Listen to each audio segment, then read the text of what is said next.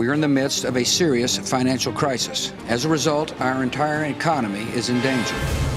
Bonjour à Poiscaille, est-ce que vous savez quelle monnaie utilisent les poissons? Ouais, parce qu'aujourd'hui j'ai envie de vous faire une petite devinette pour changer un peu d'habitude quoi, pour casser la routine. Eh bien je vous donne la réponse, c'est le sous-marin. Non, ok, ne partez pas, je vais essayer de me rattraper. Bon, désolé, j'avais pas de blague aquatique en rapport avec notre sujet du jour, qui est donc l'argent. Et quand je dis l'argent, c'est plutôt même l'absence d'argent. Parce que je parle pas de pauvreté individuelle ou de dépouillement volontaire, non, non. Puisque là, je parle bien d'une évaporation totale de l'argent à l'échelle mondiale. Est-ce que tu es en train de nous dire qu'on va subir un effondrement économique global? Oui, c'est bien ce que je viens de dire. Tout l'argent que vous possédez va soudainement disparaître. Mais ne vous inquiétez pas, puisque avec notre partenaire du jour, j'ai fait exprès de vous choisir un jeu gratuit. Donc vous pourrez toujours le télécharger avec le lien qui est dans la description, et ceci même après l'effondrement. Et ouais, j'ai pensé à tout. Ouais, t'as pensé à tout, sauf à nous dire ce que c'est comme jeu. Ouais, pardon, c'est un jeu pas très connu en plus, il s'appelle Raid Shadow Legends. Je sais pas si tu connais. Pour te dire, c'est un bon petit RPG relativement stratégique qui est jouable sur mobile. Les graphismes sont très bons et c'est plutôt épique. Bon ok, on va lancer un petit combat. Là je vais déclencher une flèche spéciale sur lui. Ok, sublime. Et là, je vais pouvoir attaquer, ça va être une attaque de zone, vous allez voir. Bon, il y a un héros qui est mort, je pense que j'ai fait un peu la boulette, quoi. Tu nous apprends rien du tout, on sait déjà. Bah écoute, t'as qu'à nous dire ce que c'est le pass de bataille, puisqu'apparemment tu sais mieux que tout le monde. Eh bah voilà. Bref, le pass de bataille, c'est une update qui était très attendue, et en gros, ça rajoute des nouvelles quêtes et ça élargit l'horizon du jeu. Le principe là-dessus, c'est de réaliser des défis quotidiens pour gagner des récompenses comme des énergies, des artefacts, et même des champignons légendaires. Bref, ils nous ont ralasse, enfin, je veux dire, ils nous ont mis bien avec le pass, quoi, merci à eux. Je reparle de tout ça rapidement en fin de vidéo, et en attendant, comme je disais, l'argent va disparaître. Où il est ton putain de pognon, connard? Votre carte de crédit ne sera alors qu'un bout de plastique.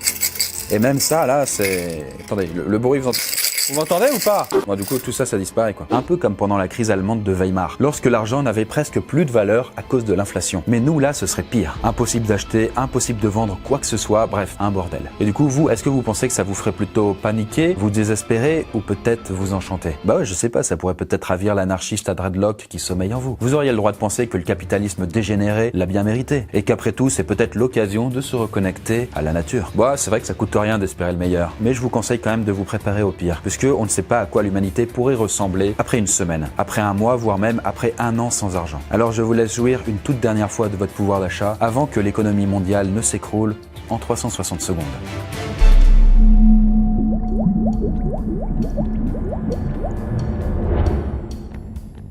Alors, est-ce que vous êtes prêts à voir l'argent disparaître? Bah désolé, mais il y a déjà eu des tas de crises et l'économie, elle s'est toujours relevée, hein, c'est pas possible. Eh bien si, vous le savez ou peut-être pas, puisque la masse monétaire mondiale est virtuelle, à près de 90%. Les espèces ne représentent qu'une toute petite part qui circule dans l'économie. Donc, aussi riche que vous soyez, votre patrimoine se résume à un nombre inscrit sur un fichier informatique. Et le souci, c'est qu'un fichier informatique, eh bien, ça peut s'effacer.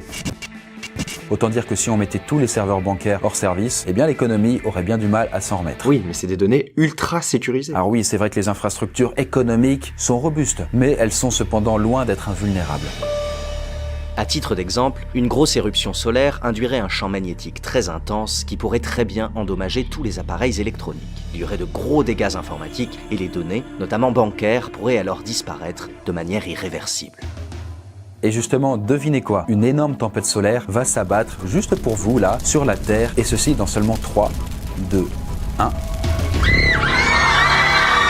Alors, après quelques heures d'attente, l'électricité est enfin revenue chez vous. Et aux informations, on annonce qu'une tempête solaire a frappé la Terre, mais heureusement, les dégâts matériels sont minimes. Seul petit point noir au tableau, des données bancaires pourraient avoir été corrompues. Bon, à ce stade, on imagine quand même encore que des experts vont pouvoir relancer la machine économique d'une minute à l'autre. Sauf que non, trop de données ont été perdues. Et du coup, très vite, les autorités du monde entier l'annoncent, il est impossible d'accéder aux comptes. Tous les systèmes économiques sont et resteront hors d'usage jusqu'à nouvel ordre. Bon, j'avoue, c'était pas si bien sécurisé. Ah bah ça non. À partir de là, il y a deux extrêmes possibles dans les réactions. La première, c'est la joie. Bah oui, parce que chez les personnes hyper endettées, là on peut dire que c'est un peu la fête pour elles. Plus de système économique, ça veut dire plus de solde débiteur. Du coup, champagne. Et l'autre réaction extrême, ce serait peut-être le suicide. Puisque, désolé de casser l'ambiance, mais comme le dit Stromae, Qui dit crédit dit créance. à chaque fois qu'une dette est effacée, bah du coup le prêteur est en slip, il a tout perdu. Donc pour résumer, les pauvres sont contents et les riches sont tristes? Bah, c'est pas si simple que ça. Il y a aussi plein de salariés qui ont le seum d'avoir travaillé toute leur vie pour rien. Et vous en faites peut-être partie. Puisque imaginez tous vos efforts anéantis d'une seconde à l'autre. Certaines personnes ne le supporteraient pas. Comme on l'avait vu en Inde quand le gouvernement avait retiré certains billets de la circulation. Et ça, c'était en 2016. Et alors, une femme, certaine d'avoir tout perdu, s'était donné la mort. Alors que, bon, bah, en réalité, elle n'avait rien perdu du tout. Dommage. Mais de votre côté, pas de doute possible. Là, vous pouvez très clairement succomber au désespoir. Mais finalement, la dette, l'épargne sont déjà des notions du passé. Désormais, il faut faire face aux défis du présent. Et vite. Les ressources sont désormais très convoitées, mais l'économie n'est plus là pour arbitrer les échanges. Ce qui n'est plus accessible par l'argent sera donc pris de force. Est-ce que vous visualisez une bousculade de Black Friday? Bah là, c'est un petit peu la même situation, mais avec des coups de feu à la place, des coups de sac à main.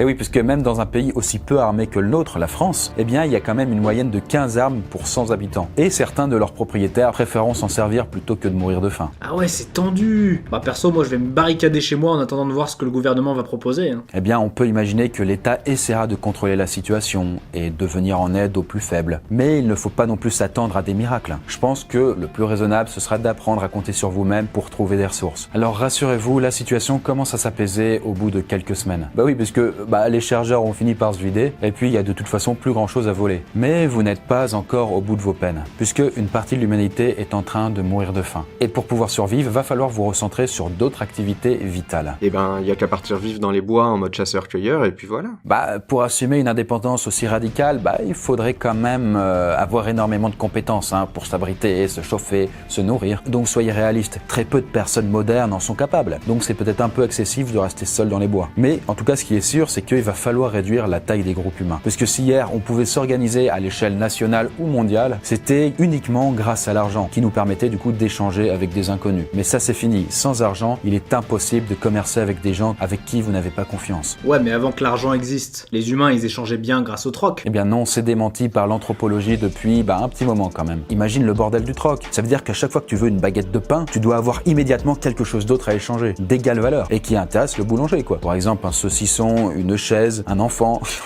peut-être pas un enfant. Donc tant qu'on n'aura pas réussi à réinventer l'argent, il ne pourra pas y avoir vraiment de troc, en tout cas à grande échelle, mais il pourra y avoir un autre système plus simple, c'est ce qu'on appelle la dette. Ça veut dire que dès qu'on vous donne quelque chose, eh bien ce sera noté dans un petit registre. C'est comme avoir une ardoise dans un bar? Oui voilà, tu peux rétribuer le donateur plus tard, que ce soit en argent, en travail et plus si affinité. Mais le souci, c'est qu'on ne peut pas faire d'ardoise à quelqu'un en qui on n'a pas confiance. Désormais, vous ne pouvez plus échanger qu'avec des connaissances proches. Et du coup, votre nouvelle échelle sociale, eh bien, c'est celle de la tribu. Et ainsi, l'humanité se divise en petits groupes, allant jusqu'à généralement 150 individus max. Et pourquoi 150 ? Eh bien parce que c'est le nombre de personnes maximum avec lesquelles un humain peut entretenir une vraie intimité.